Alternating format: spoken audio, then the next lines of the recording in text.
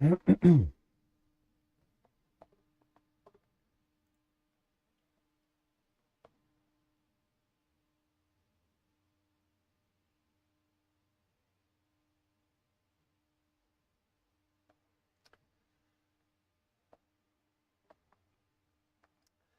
up, everyone? Welcome to this live stream. My name is Carlton, and I'm a personal trainer. But today's live stream is about HYROX. If you have been following me and the most recent videos that I've put up, it's all been along HYROX. And so for the past year, slightly over a year, most of my training has been geared towards HYROX. I've done 2 HYROX races so far, and I've tried to improve, tried to learn from my mistakes, see and analyze what I did wrong in my first race and try and improve it as much as I can. Just a quick disclaimer, I'm a personal trainer.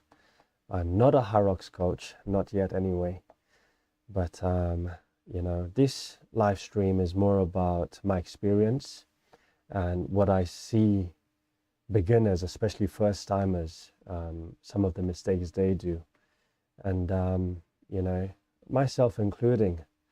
Have a look at some of the things I did in the stations and also in the runs, things I did well, but also some of the things I did well.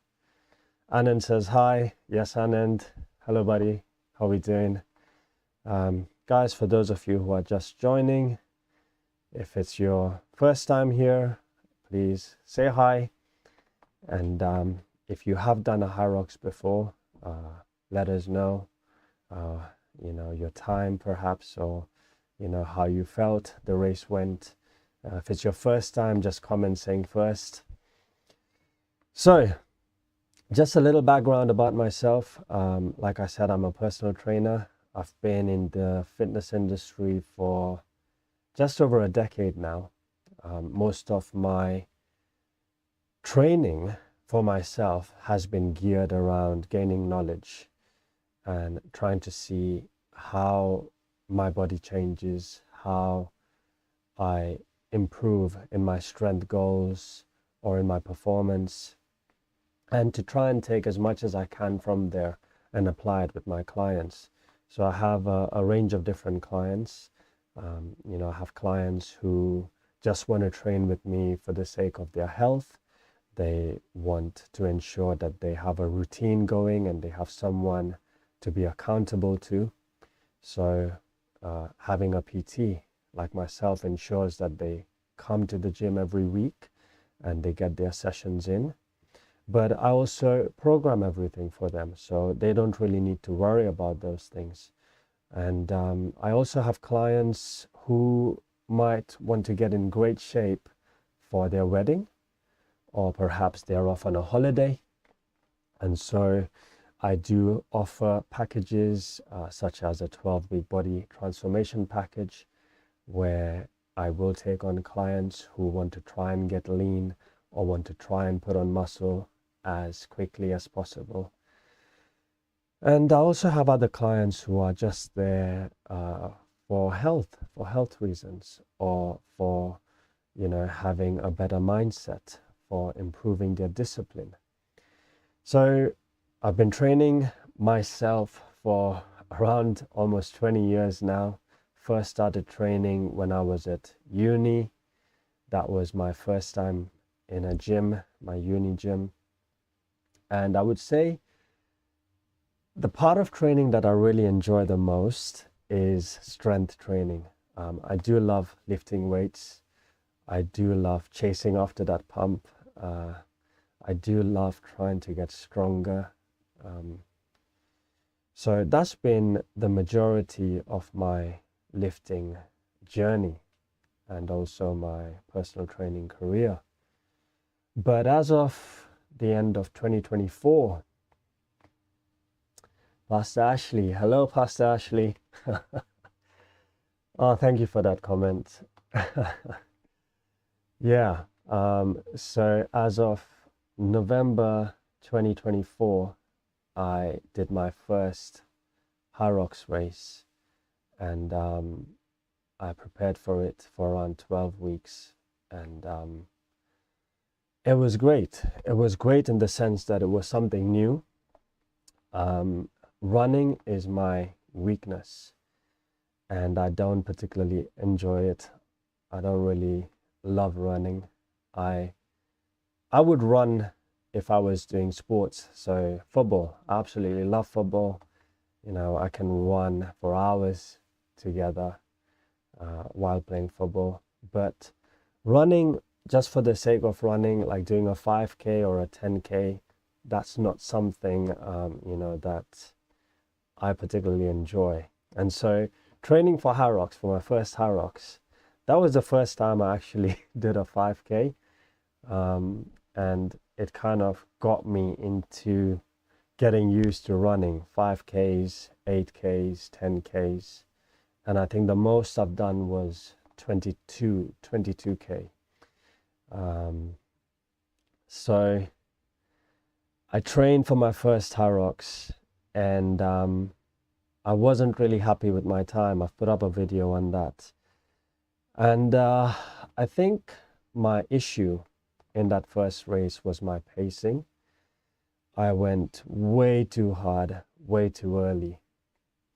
HYROX, this is where I exit. Pastor Ashu, to get you back onto it. Yes, and then 22K, yeah.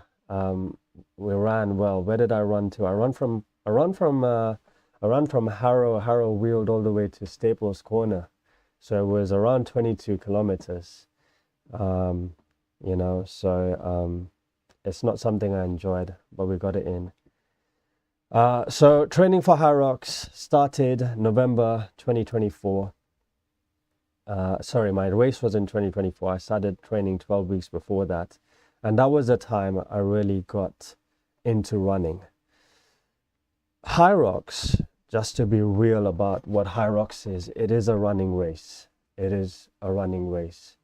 You will sometimes hear some people I've seen on YouTube and Facebook and on Instagram, some of the reels, people will be like, oh, some of them will be like, I just showed up to the race and, you know, this is my time. And they've got like a time of 1:10, 1:15, 60 minutes, sub 60.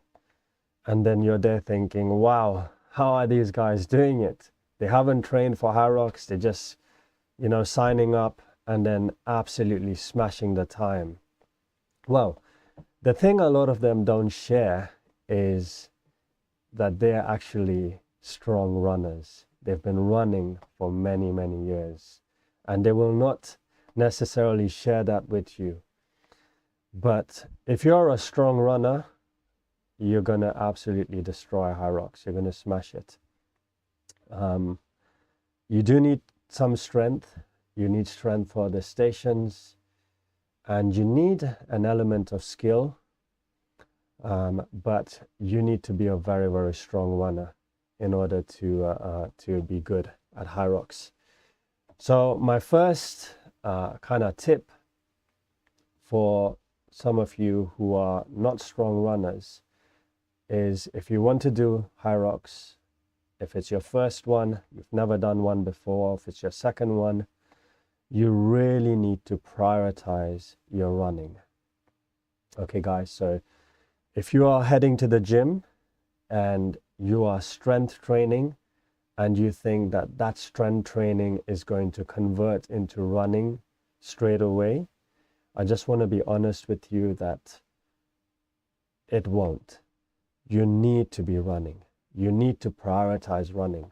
So if I was you, I would spend more time going outside, perhaps to a track or, you know, park, wherever you can run, and get in as much running as you can.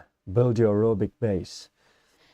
If you're someone who hasn't done zone 2 running, pardon me, you want to get a lot of zone 2 running. And in the most basic terms, zone 2 running is running at a pace that's conversational. So you can basically have a conversation with a colleague or partner who's running with you. And that's one way you can test if you are running at zone 2. So get in plenty of zone 2 work before your HYROX. And then I would say, if you have time, try and have 4 running days. So the way you would want to structure it, you want to have one day, which is a zone 2 recovery day. So aim for around 10 to 15 kilometers on your zone 2 recovery day. Nice, easy, slow runs. Have one day that is an interval day. So you could do 400 meters or 800 meters running at race pace or faster than race pace. Then have a minute break or a minute and a half break. If you are just starting out, have longer breaks, recover fully, and then get another run in. Okay, so interval runs, try and get 8 to 10 of those. Then get a tempo run. A tempo run is a run without a break. So basically trying to hit around 5 to 10K without stopping. So it has to be a comfortably hard pace. So imagine you're running at slightly lower than race pace, but it has to be uncomfortable. So that's your tempo, your threshold run day. And then your fourth and final run session would be a compromise run session. And this is very important because that's what HYROX is. So a compromise run is basically running under fatigue. So you run perhaps 400 meters or 500 meters, and then you perform a heavy sled push or a heavy sled pull. Just pick a station that's going to get you really fatigued, and then go back into a run. So run 400 meters, 50-meter sled push, run 400 meters, 50-meter sled pull, run 400 meters, and then rest, and then repeat 3 or 4 times. And then every time you do your compromise runs, as you rotate it on a weekly basis, you change the stations. So instead of doing sled push, you can go walking lunges, you can go burpees, you can go row or ski erg. And so what that's going to constantly train you is to run under fatigue, so that you are preparing yourself to understand what it's going to feel like on the race day. Yes, Anand, comfortably hard pace. Truer words have never been said. Yeah, that is true. You wanna make things a little uncomfortable, guys. If you want to perform well, you have to be getting used to being uncomfortable. If everything is done at a very comfortable pace, then you're not giving your body a chance or a reason to improve. Okay, so I think that's majority of the running covered. One thing I will say is that you want to sort out your running form, guys. You need to sort out your running form. I remember training for my first HYROX. My running form was bad. It was really bad. And I remember I had a lot of issues with my calves. I had a lot of issues with my knees. Well, my knees are already kind of wrecked. I have meniscus issues in my right knee. I have an ACL construction done in my left knee. And, you know, I've played football for most of my life. So my knees are a bit messed up from all of those things and some other sports and a motorbike accident. But you have to understand that running is a skill. And so if it is a skill, you want to understand how to perform that skill in the most efficient way and in a way whereby you are not hurting yourself.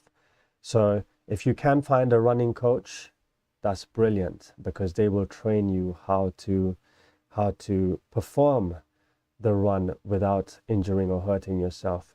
But if not, there's plenty of material available on YouTube.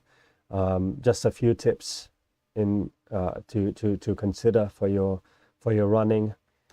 You want to strike the ground under your hips. So as you're moving forward and your feet land, you want your foot to land under your hips, or as close to under your hips as possible. Okay, you don't want to lean and stride forward. You don't want to kind of overstride and reach too far forward. So let's just say your hip is here. You don't be landing all the way in front of yourself. You want to land your foot under. And as you keep practicing that, you will see that you know, the injuries, if you have had injuries from running, they become less and less. One tip I heard from one of the guys, you know, on YouTube, saying that think of trying to land your feet behind yourself. So as you're moving forward, think of landing your foot or your feet behind you rather than in front. And the more you think about landing behind, the more under your hip you will land with your feet. So that's the first one. Another tip is to push the ground behind. So as your foot lands, you're trying to push off from the ground, and you're trying to push the ground behind you.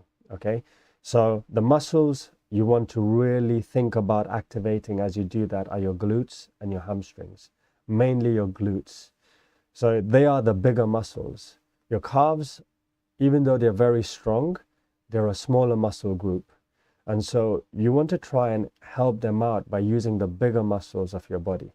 So if you start engaging your glutes properly while you stride and while you strike the ground with your feet, you will find that you're able to propel forward with ease. It's so much easier once you engage your glutes. And another tip is to use your arms. So a lot of people, they are unsure what to do with their arms. They think about the legs, they think about the strike of either being, you know, heel or front foot, like landing on their front foot or on their heel, but they don't really think about their arms as much.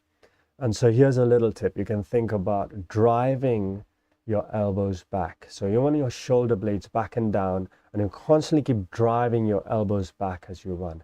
Okay, guys? And allow your arms to propel forward rather than sideways. You don't want to be going in this motion too much and moving your hands sideways, because basically now your body can't really use all the momentum to propel forward.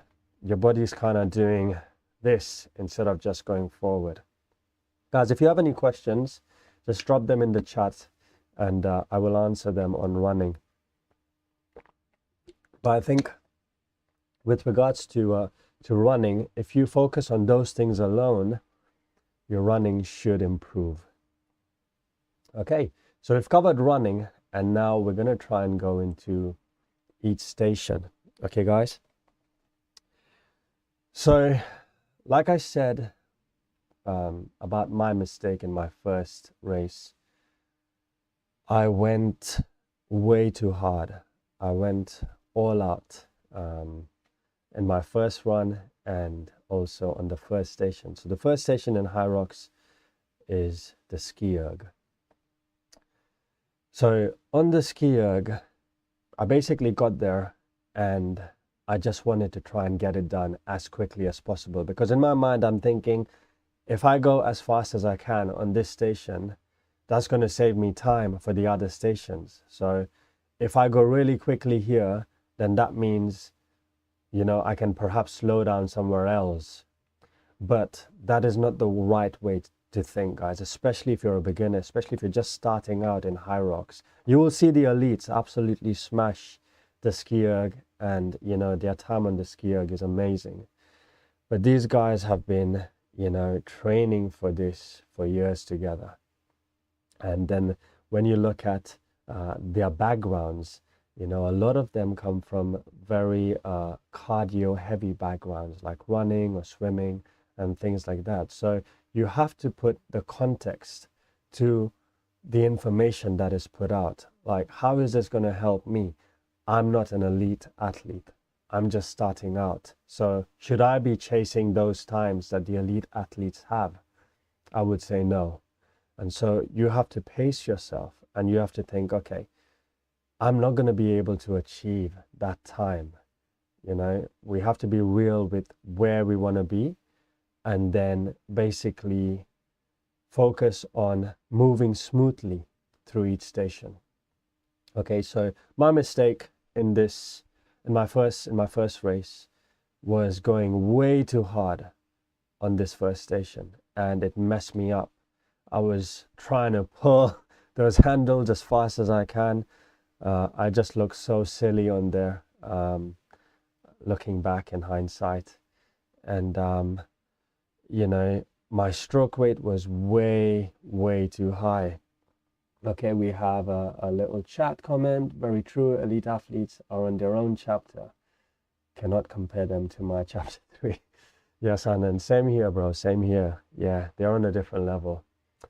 But coming back to the pacing on the ski erg, guys, in your training, you want to try and have a lower stroke rate. Okay, you want to be really efficient with the first part of the pull, and then you want to try and recover through the rest of the pull. Okay, I have a little shorts video on here if you want to check it out. It's on my channel. Actually, I've put up a longer form video on the ski erg, so you can check that out, where I go into the form and technique for the ski erg. So you want to be using powerful strokes at the beginning of the pull and then back off the stroke as you finish the pull. Okay, guys? And so a lot of people end up using their arms. They get into the station and you just see them pulling with their arms. You know, there's no hinging with their hips. There's no using of the bigger muscles in their body. They just end up making the ski erg station about the arms. And I think this is not helpful for a beginner.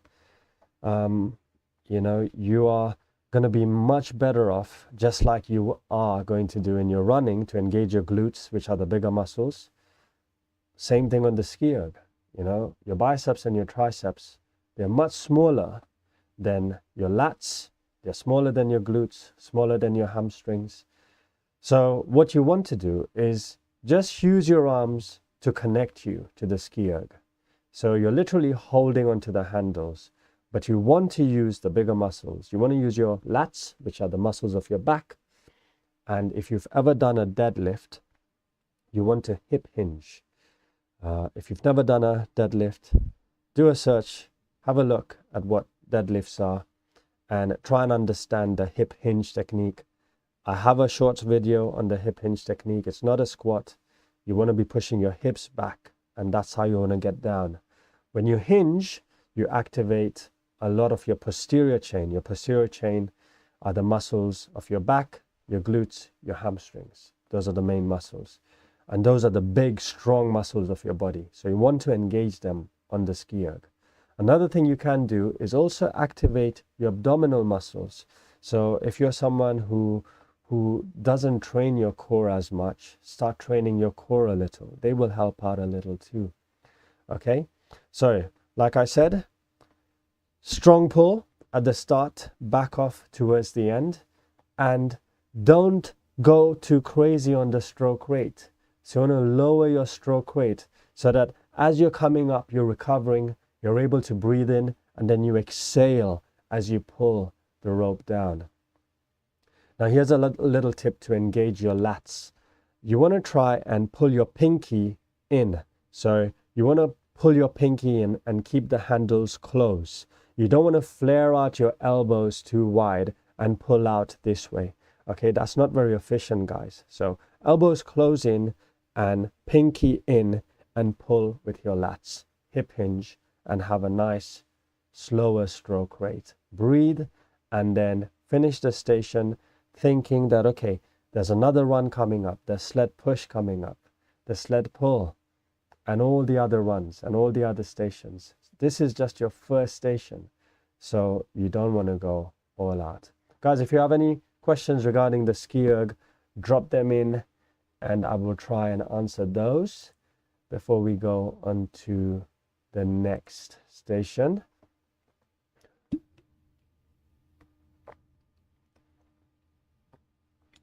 So if anyone wants to know, I have water in there, but I also have some electrolytes, and I have some creatine and some beta-alanine. Those are some supplements I take daily, and you can look into those supplements and they will help you if you're training for your HYROX.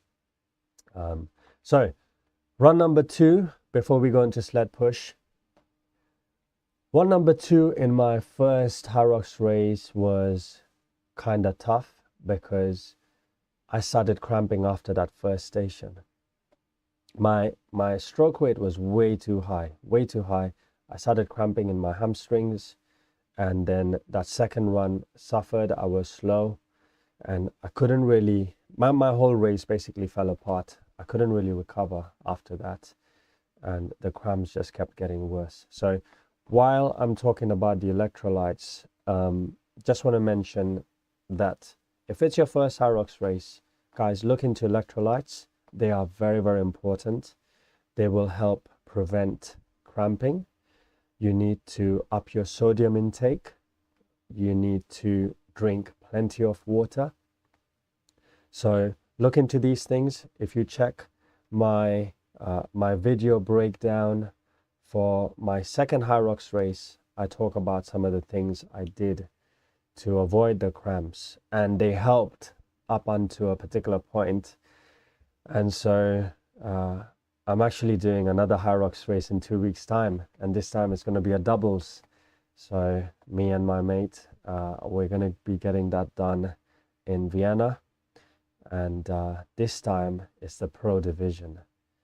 So looking forward to that, although I do think it's going to be very challenging, but we're going to try our best, give it our best shot, and see where we get. It's going to be a good experience anyway.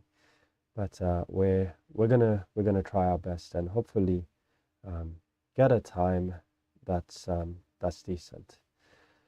So those electrolytes will help prevent your cramping. And moving on to station number 2, which is the sled push. Sled push, beginner mistakes on the sled push. So firstly, it's basically the positioning of your hands. Okay guys, I see a lot of people, they grab the poles on the sled with their arms extended. So their arms are completely extended out and their head is down and they're pushing the sled. This is okay for someone who has severe breathing issues because it opens up the chest and it allows you to breathe. But in terms of moving the weight across the carpet, it's actually really tough, and it makes things a lot harder for you to move the sled across that 50 meters. So what I have learned to do is use something called the forearm brace technique. And what the forearm brace technique is basically grabbing the poles quite low, and then you brace yourself by pushing your upper body through the poles. And that way you're using your body weight and you feel very connected to the sled, so that you're able to move the sled even before you really want to put force into the ground. So you're already able to move the sled forward. So if you haven't tried that technique, try that in training and see how that feels, because for me, it definitely feels a lot better. And for some of my clients at the moment who are training for HYROX, they have found that to be very helpful too. So try the forearm brace. I have a shorts video on the forearm brace. You can check that out. Second thing, this is very important, guys. It's poor shoe choice. You want to have a pair of shoes that have incredible grip on the underside. If you don't have a strong grip, you're going to struggle on the sleds. There is a saying that you cannot fire a cannon from a canoe. You can't fire a cannon from a canoe. And the meaning behind that saying is that you basically need to have stability. You need to have something that is very strong foundationally to fire a cannon from, right? And it's the same with training, you know. If you have someone who's extremely strong, as an example, who's very muscular, who's built quite well, and you take them onto a surface that's very slippery, such as ice, or perhaps a wet surface or a slippery surface, and you ask them to perform like a clean or a snatch, guys, they're going to struggle to do that. They're going to struggle because they're not able to grip the floor. They're not able to drive that energy into the floor. And so grip is incredibly important when it comes to the sleds. You need to feel like you're completely grounded onto the carpet as you're pushing the sled. Okay, guys, so look into some shoes. I would suggest going into some stores and trying different pairs of trainers on and see what works, see how you feel, and then make a decision based on that. Okay, so poor shoe choice. And then another thing to think about on the sled push is breathing. You don't want to be holding your breath. So every time you step, you're taking nice, small, short steps. You try and have a rhythm of breathing out and breathing in. Don't hold your breath. Breathe in a nice rhythm so that you don't feel like you're out of breath. And then the final fourth tip I would say is break down the sleds into half smaller chunks. So you're not trying to complete 12.5 meters in one go. So you move perhaps, I don't know, 5-6 meters, then stop. Stop for 5 seconds, or take in 3-4 breaths and then go again. And that will preserve your quads. Okay, guys, because you don't want too much buildup of lactic acid in the quadriceps as you're pushing. The quads are your thigh muscles. You don't want too much lactic acid to build up in there. You want your body to be able to flush it out. And so as you rest for 5-6 seconds, you're giving your body time to recover. Okay? So those are the sleds. I think I've covered most of the things on the sled push. The sled push. And then now we're going into the sled pull. Okay, let me talk about training because I didn't talk about training with the sled push. So in your training, guys, if it's your first HYROX or second or third, I think this will apply to most of them. You want to be training with weights that are a lot heavier than your division weights. So in the open division, I think it's 152 or 153 kilos. In the pro division, it's 200 kilos. So in your gym or wherever you are training, you want to stack more weight. I would say at least minimum 20 kg more than your division weight. And what that will do is when race day comes, you will find that the weights, that the sled on the race day is a lot easier. And so you'll be able to perform a lot better. Okay? So use weights that are heavier, and you want to manipulate your training as well. So don't always push the same distance. Don't always push with the same speed. Don't always rest for the same amount of time. You have those variables that you can change. So as an example, on some days, go a lot heavier and then take longer breaks. Okay, so as an example, if you're in the open division and you're meant to push 153 kilos, go to up to 180 or 200 kilos. And then because you're pushing a lot heavier, do 50 meters or do 25 meters and then have a longer break, have 2 to 3 minutes break, and then come back at it. So that way your body builds strength and it adapts to those weights. And then on another day, drop the weight closer to race weight. And then on that day, try and push further, or try and push with more intensity, with more speed, and then have slightly shorter breaks so that you're training your body to adapt and get used to the race day. Okay, guys, so I hope that was helpful.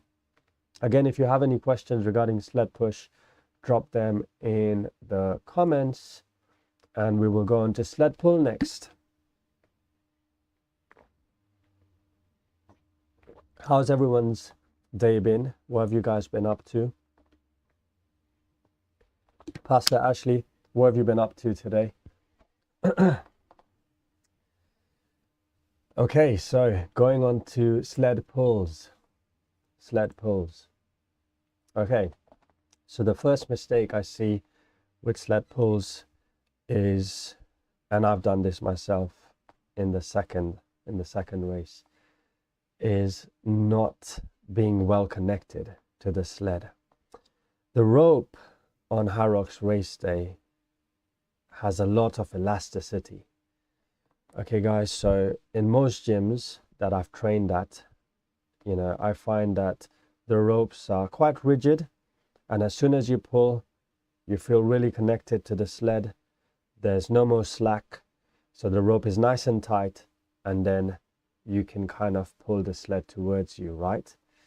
But on race day, the rope that are generally used in HYROX events, they have a bit more elasticity. So you really need to pull the slack out before you start pulling the rope. So this is something you want to think about and train for before race day. So to really pull the rope and feel connected before starting to pull. Okay, I did this in my second HYROX race, and I actually didn't even train for it for some reason, because I completely forgot that that's what the rope was like from my first race. So I went into my second race and I grabbed the rope and I pulled it, and I nearly lost my balance, and I almost fell because the rope was so elastic. So bear that in mind, and that should help. Second mistake, again, is the shoe choice. You want to have shoes that have an amazing grip. You want to have a shoe that literally connects you to the floor and does not move on that carpet. You can use all your energy into the rope, okay? And you're not going to slip. And the third mistake, guys, is people bending their arms and trying to use their biceps to pull the sled.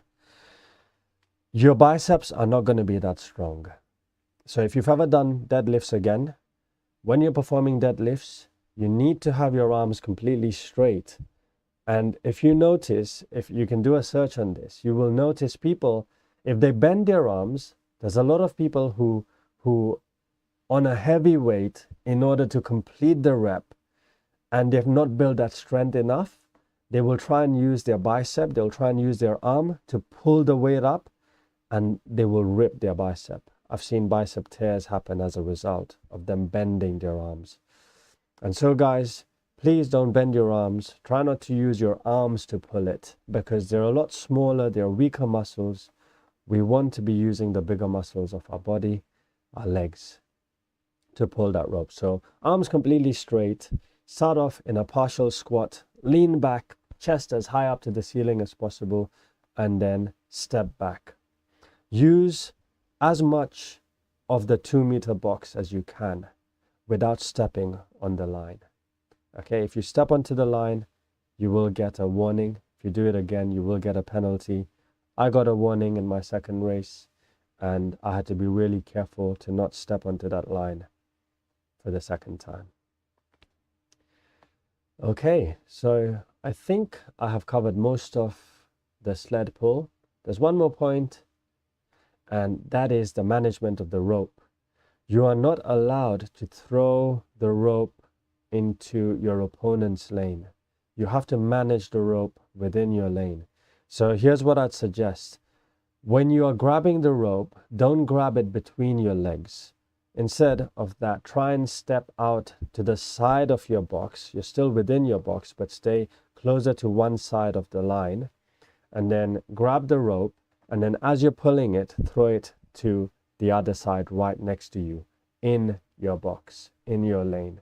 Because if you throw it in the other lane, you will get a warning and you might get a penalty as a result. Okay, guys? And you need to manage your rope in a way whereby you don't trip on it. I have tripped over the rope a lot of times in my training, especially for my first one.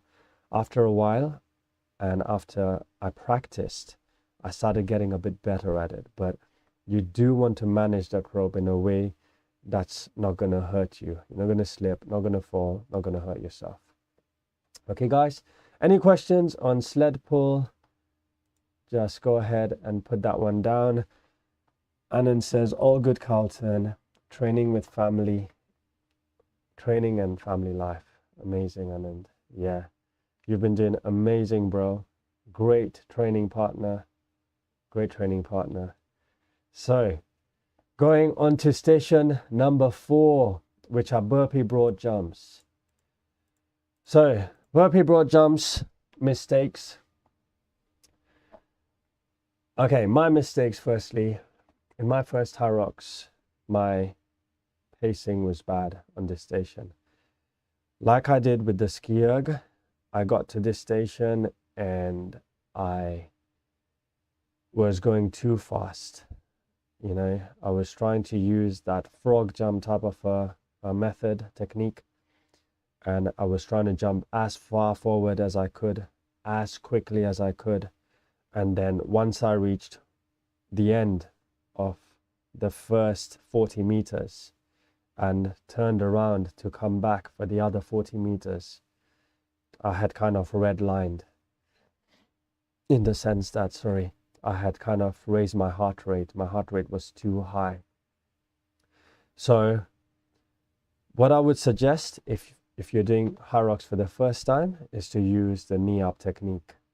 If you're a beginner, use the knee up technique because you're allowed to use that. So the knee up technique is basically, rather than jumping up straight onto your feet after you land flat, you come up onto one knee and then onto one leg and then stand up and then perform your next rep. And that's going to save you a lot of energy and it's not going to spike your heart rate up. Okay, guys? So that's one tip. The other thing is, you don't want to come up completely upright. So you don't want to stand up tall after every rep. You want to stay as low as you can as you come up from completing one rep and then perform the jump immediately after that. So don't come up tall, stand up tall, and then perform another rep. That's going to burn a lot more energy. You're going to get a lot more fatigued. Okay, guys? And another thing to think about is jumping. If you are a beginner, don't jump too far ahead. So be a bit more conservative with your jumps. So take smaller jumps and then get down as you're coming up. Don't come upright. Perform another jump without jumping too far. And that will help you save energy as well. Okay. I think that's burpees covered. I can't really think of anything right now at the top of my mind. Training for burpees. In training, you do want to do some drills. So things I did were box jumps. I performed a lot of box jumps. So you have a plyo box, jump on top of it, jump back down, perform a burpee, then jump back up.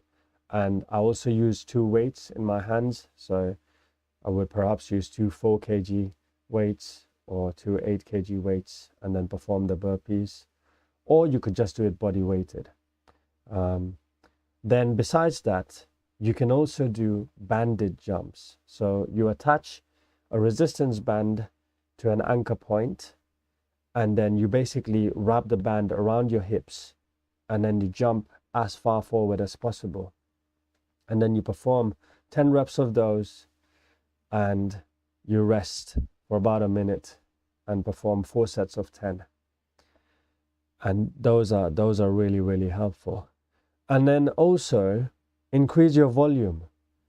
So instead of doing just 4 sets of 10 while doing burpee broad jumps, you maybe perform 4 sets of 20, 4 sets of 30, or you just go 40 meters, 60 meters, 80 meters non-stop. I remember training for my second HYROX. I did a lot of burpees, and I also ended up going once to a track and doing 400-meter burpees. I just wanted to challenge myself, and I said, let me see if I can do this. And, you know, it was helpful. It was helpful to just get those reps in. So increase your volume gradually.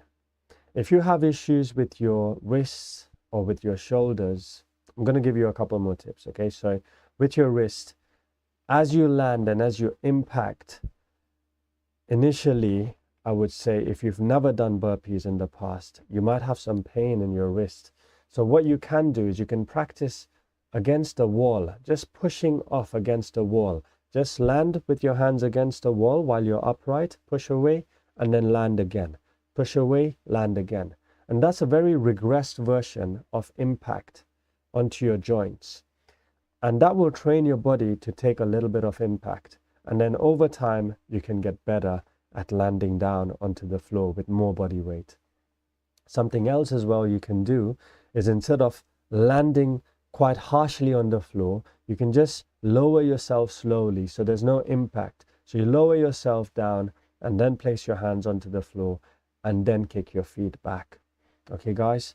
Now, for those of you who lack upper body strength in this area, in a burpee, once you've landed and once you push off the floor and you're coming up, you need to use a lot of your upper body strength, like your muscles, your chest muscles, your shoulder muscles, your anterior deltoids, a little bit of your triceps. So if you don't have a lot of strength in these muscles yet, what you can do is you can roll up. So imagine this is your hips. These are your hips here and your head is here. What you want to do is instead of pushing up here this way, what you do is you roll up and you engage your back muscles, your lower back muscles to just roll up.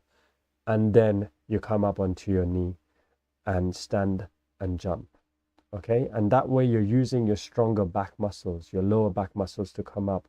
And that way your arms will not feel fatigued. And this area, your shoulders and your chest will not feel fatigued because you need those muscles later on for the wall balls.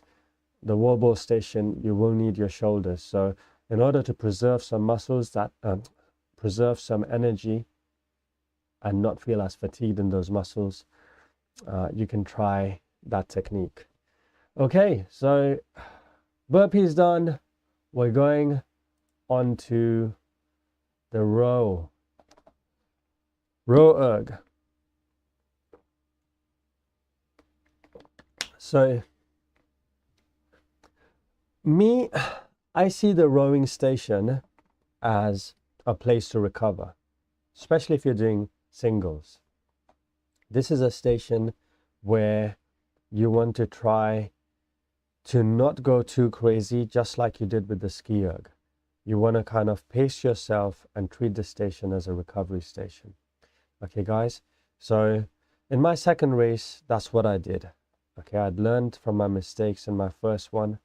And in my second race, I treated the rowing station like a recovery station.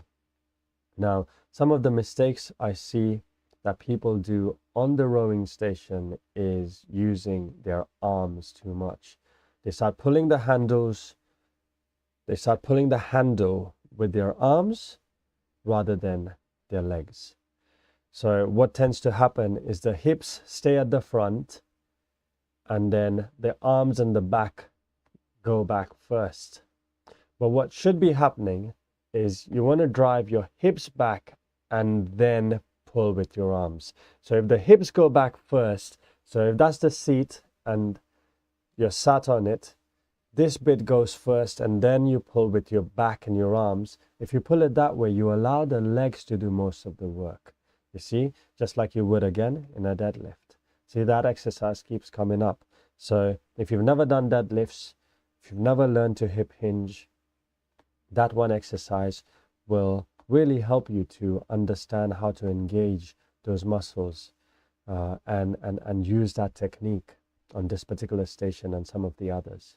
So for the rows, you want to use, for the rowing station, you want to use your legs, you want to use your hamstrings, your glutes, and you want to drive through your legs. Use the bigger muscles. That's where all the power is, the power source in the glutes, in the hamstrings, and your back. Okay, so the way you should think about it is legs, hips, arms, legs, hips, arms. And then on the way back you recover. Then legs, hips, arms, and so on. Okay, so moving on to the next station, farmer carries. So some of the mistakes here is people not building enough grip strength. With farmer carries, you need to be able to hold two 24 kg kettlebells in the open division and two 32 kg kettlebells in the pro. So you need to build some grip strength, guys, if you want to be able to perform well on the farmer carries. So build your grip strength. The most simplest thing you can do is dead hangs. Find a bar in the gym or somewhere and then just hang on it. Your body weight is going to be way heavier than two kettlebells. So hang on it, time yourself, and then slowly increase the time. So that's one thing. Another thing you could do is rack a bar, an Olympic bar, and then put on weights that are slightly heavier than your body weight and lift it up and just hold. Again, hold for about a minute, minute and a half, and then gradually increase the weight, increase the time. And then something else you can do is look into the hook grip. So the hook grip is what a lot of the Olympic athletes use when performing the snatch, the clean and jerk. And so the hook grip allows you to grab the bar or the kettlebell in a way whereby you won't lose your grip so easily. Okay, guys, so you can Google, you can YouTube this particular one. It's called the hook grip, and see if you can try and practice that one in your training.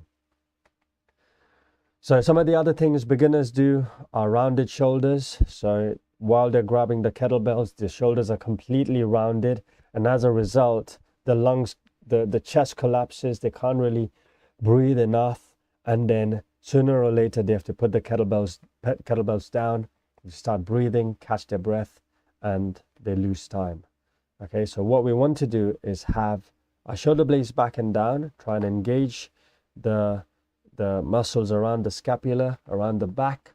So just retract your scapula and try and keep this part of your chest open so you can breathe freely, and then move as quickly as you can in order to complete this station. So then that way you don't have to worry about holding the kettlebells for too long. Okay? So I think that's covered the farmer carries. And we're moving on to lunges. Lunges are, well, they've been so far my favorite station. I do like lunges. I didn't like them in my first HYROX because of my cramps, but I trained a lot for them for my second HYROX, and I did better than my first one. So lunges were good the second time around. So some of the mistakes I see in lunges is, firstly, people not keeping the bag at the right spot. So if you go too low on your back, that's going to affect how you're going to be performing the lunge. And it's also going to affect you if you keep it too high. So you want to place the bag in a the sandbag in a place that's comfortable for you, and ideally that's on your traps and in this position. Okay, guys, And so while performing the lunge in the lunge station, you want to be focusing on momentum and trying to go forward without stopping too much in a neutral stance. If you stop and you're just waiting in one particular place and breathing, you are actually carrying that additional 20 or 30 kg on your back, and you are losing time. So what I like to do is perform something called a half step or a quarter step. So as you go into a lunge and you drop one knee down, as you're coming up, you only move the back foot a quarter or half the way forward. Okay, and then what this allows you to do is, as your hips are coming up, it allows you to propel forward, into the next step of the lunge. So you don't want to necessarily perform a lunge and then bring both feet together. Okay, guys, you want to try and lunge, half or quarter step, and then go forward. And that does two things. It keeps the momentum going, but it also avoids contraction, a lot of contraction in the quads. Because if you're using that one leg at the front to lift most of your body weight up and forward, as you come into an upright position and you're completely straight up, your quadriceps, your thigh muscles, they contract. And so as a result of being completely contracted, they also fatigue. So in order to keep them a bit more relaxed and share some of that load, you want to use that back foot to have a quarter or half a step and then push forward from that back foot. Okay, guys, I have a short video on that too, if you want to check that out.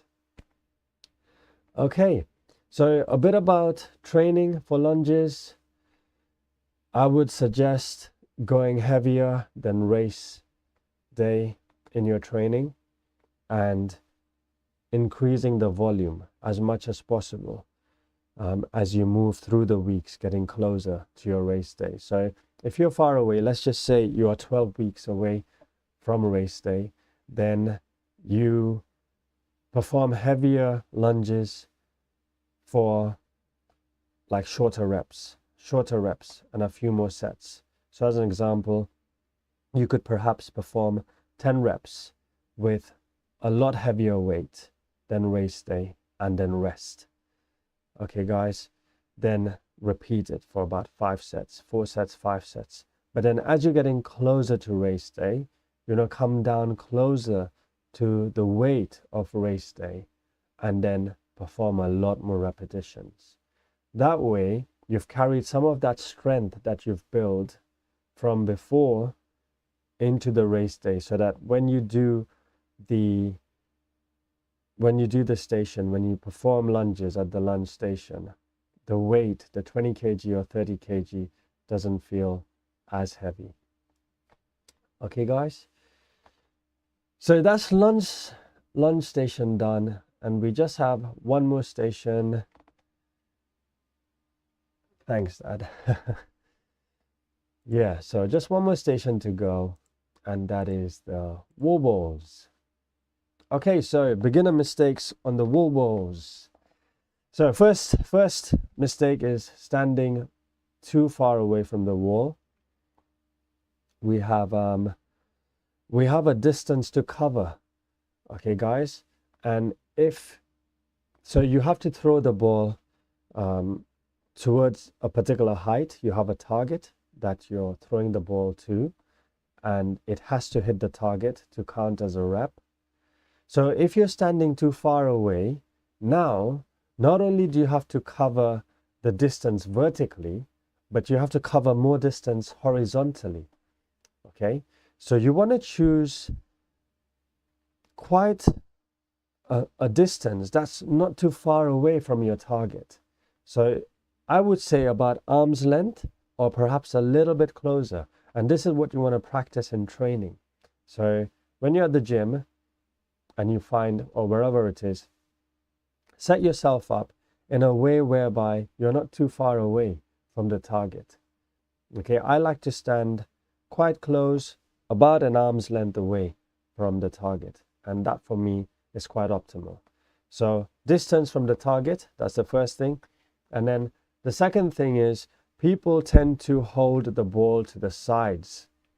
Okay, so they hold it this way, and then they're not able to put all that energy to throw the ball up to the target.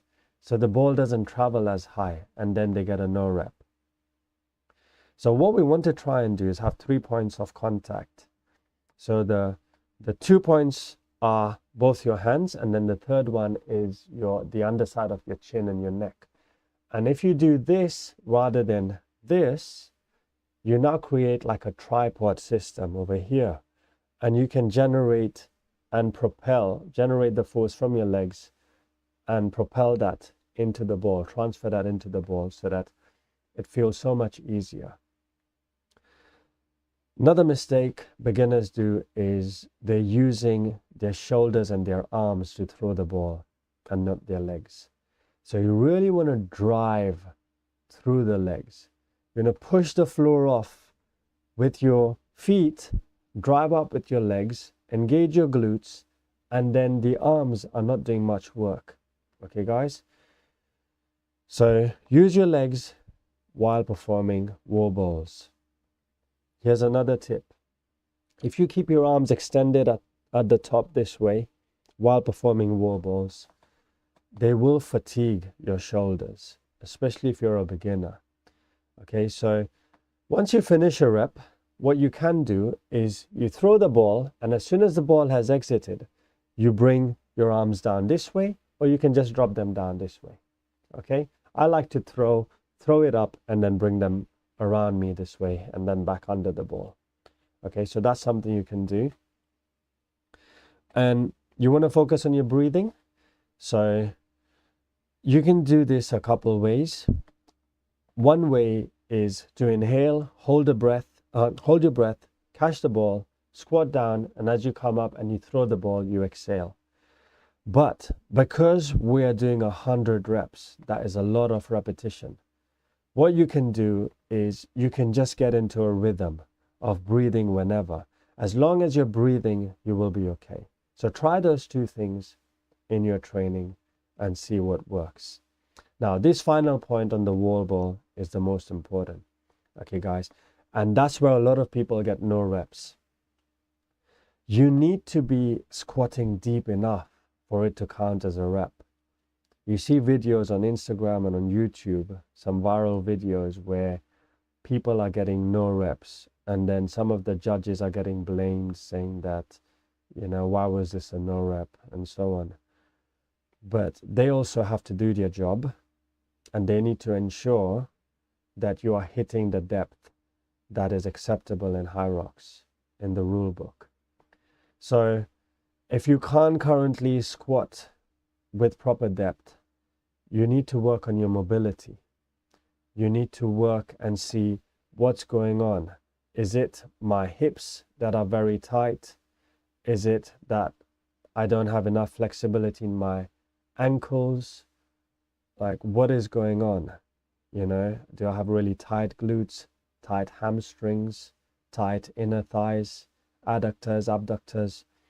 And you want to film yourself, look at yourself in a mirror, squat, and see if you're achieving the depth that you need to for HYROX. Because if you don't practice that in your training and you don't know how deep you're getting, then you'll basically come to race day and you'll feel very demotivated because you'll be thinking in your mind that you're squatting deep enough when actually you're not. Okay, and you'll get fatigued and the wall balls will take forever because the judges will just keep no-repping you. Okay, so do bear that in mind. Practice that in training. Film yourself. See if you're getting optimal depth, if you're dropping your hips deep down enough, going past the knees. Okay, guys? So I think that kind of summarizes what I had for today's live stream. Let me just go through the chat and see if there's any more comments or anything else that people had to say. So far, we're all good. If anyone has any questions, please put them through. Guys, if you're not yet subscribed to this channel, please go and hit that subscribe button. If you liked this video, hit that like, and this way, hopefully this information can reach a few more people and it can help them, especially if they're beginners and if they are hoping to do their first HYROX. So I'm going to try and do at least one live stream a week. I'm going to try and do it on a Saturday, and I'm going to try and bring in new things that I've learned, share a few more things, perhaps talk about the different venues. And I'd like to hear some of the things that you guys have been up to as well in terms of your training, things that have worked for you. Or if you disagreed with any of the stuff that I've said today, drop them in the comments. I'm learning this, guys, as well. You know, I'm a trainer, but in terms of my running and, you know, my endurance, I'm still very much quite new to it all. But I just want to share things that have worked with me, and you know, hopefully they help some of you. So hit that like, subscribe, drop some comments, and God bless you guys. I will see you in the next one. Take care. Bye now.